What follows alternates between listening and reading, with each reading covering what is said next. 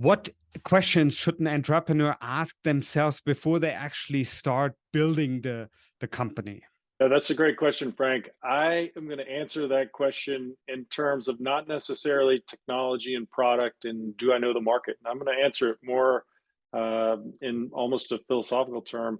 And I would ask myself, as I did, is are you truly passionate about the problem that you want to solve? And this is something that an entrepreneur can't fake. It's got to be something that they really, really have a deep-seated passion for, that they want to spend a lot of time on. Because at the end of the day, the other question you really got to ask yourself is, are you willing to dedicate what likely is going to end up being 5 to 7 years to this effort before you really make the market penetration that you expect? And if you can't answer yes to both of those, then I don't care what else is going on, how good you are at this technology or how much this market needs it, it's probably not going to be the success that you would like it to be. So are you really passionate, and do you have what it takes to put in the time?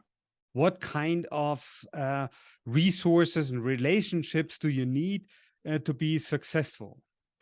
Well, as far as what relationships and resources you need, I think as a software entrepreneur, one of the things that helped me the most was the ability to actually build software. I mean, being a developer myself, I mean, I grew up coding since the early 80s. So that was a huge, huge resource. Beyond that, I would say the ability to speak publicly is huge. So being able to be really good at public speaking and not afraid to go in front of people, because at the end of the day, as a software entrepreneur, you're going to wear every single hat in the business, at least in the early stages. And one of those hats is sales. And in terms of raising money, I mean, that's a sales effort, and you got to speak in front of people. So, I mean, that's an important thing. As far as relationships are concerned, I think this cannot be overstated. I mean, you really got to go out and find the absolute best people that will work with you, and find the people that you mesh with and that you want to go hang out with. If the early stage hires that you make are not people that you would want to go hang out with after work or go do something with on the weekend or spend time with their family, go to dinner or go to a park, whatever, that might not be the right hire. So the right relationship. So, I think you really got to spend some time and be very, very selective. And that's hard, I would say, for an early stage entrepreneur, because you're asking someone to take a huge risk on an unknown quantity. It can be very challenging. And the next question is, how much attention should you pay to your competition? Well, for me, I had very few competitors in the early stage. So the product that I was building was very niche focused. It was for a very niche market. And so we didn't have a whole bunch of competitors. And I spent a little bit of time, but I wouldn't say that it was an over a whole ton of time.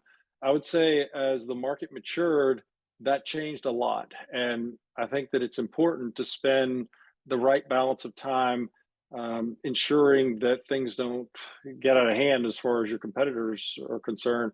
But I also believe that if you're listening to your customer and your end user base and you're doing the right thing in terms of product market fit, a lot of times that might not align with what your competitor's doing. If you have a better handle, if you have a better series of conduits into your customer base and into what the market wants and needs and is asking for, then you may be the lead. I mean, you may be doing things that the competition says, why would they do that? It may be an indicator that they don't have a good handle on what the market really needs. Excellent. And the next question is, I want to go back on something that you mentioned in the audio podcast, right? And that's total addressable market share. Easier said than done. What did you do to find out what your total addressable market share is? Yeah, that's a good question, Frank. If I look back on it, I would say that it varied. So when we were raising money and we were building our updated decks, our business plans, our memos, then we would spike the time that we were spending on that. So we might spend 4 or 5 days going through and really trying to re-look at the addressable market and make sure that we've got it right for the deck that we were putting together. Because if you remember, I went through a number of capital rounds. So it would spike during those times. And then once we felt like we had a good handle and we had finished that iteration, then we would let it be. and we might not revisit it again for several months, at which case we'd ramp up. And it eventually got to a point where we had people that would spend quite a bit of time on the order of weeks going through and reviewing websites and updating the accounts in Salesforce and that kind of thing. But it varied from time to time.